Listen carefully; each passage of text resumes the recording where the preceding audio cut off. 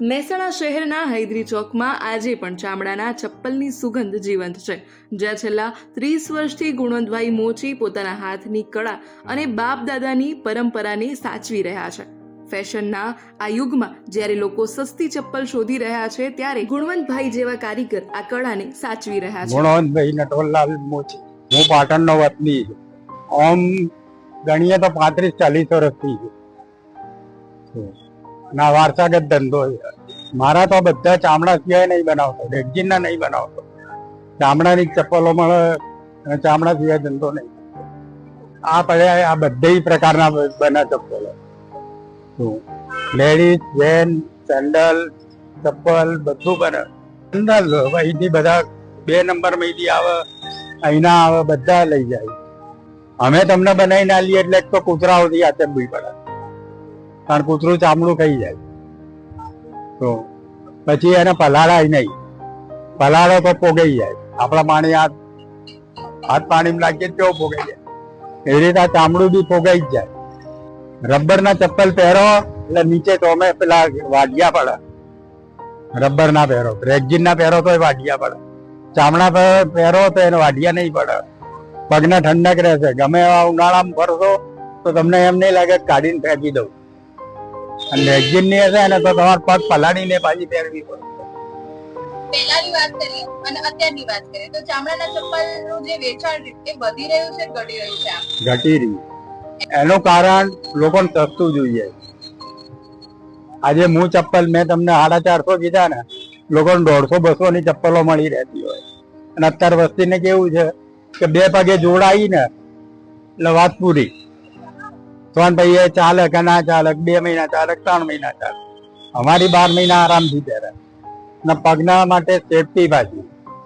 તો પગની અંદર સેફટી એટલી કે તમે નીચે કિલો પડ્યો હોય ને તો ઉપર ના આવે, ને રેક્ઝિન ની અંદર કિલો કે કોકરી પડી હોય ને તો સીધી ઉપર આવે. ઓમ સમય તો 2-3 કલાક જ લાગે. દિવસની 4 જોડ જ બને, એ ઉપર ના બને. સારી બનાવો તો કઈ હોલસેલ બનાવો તો દાડાની 25 જોડે બને. પણ એ બધું શું આવ્યું ગયું, ચોટાડી ના ચોટાડી. અહીં સિવાય ખાલી એક આ હેડક્વાર્ટર છે, એ રેડી લાઈને જ અપાય. બાકી બધા રેડી લાઈને વેચાણ મારા પાસે આ બનાવટની, મારા પાસે હાથ બનાવટ મળે. તો પહેલાના સમયમાં છે ને દરેક ચામડું જ પહેરતા.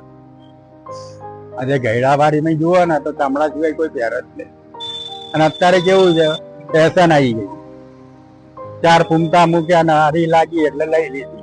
પણ પછી ચામડા કરતા મોંઘી બી હોય તો એ લઈને પહેરી લાવે. પણ ભાઈ 3 મહિના ચાલે.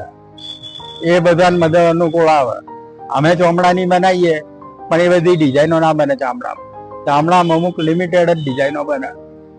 તો અત્યારે લગભગ 40-50 જોડનું વેચાણ. તમારા જોડે કોઈ એવા ગ્રાહકો છે જે વર્ષોથી તમારે ત્યાંથી લઈ જાય છે? કેટલાય છે. એમનો આ કીધું નહીં કે ચામડું પહેરવા હોય એ આપણા પાસે જ આપવાનો.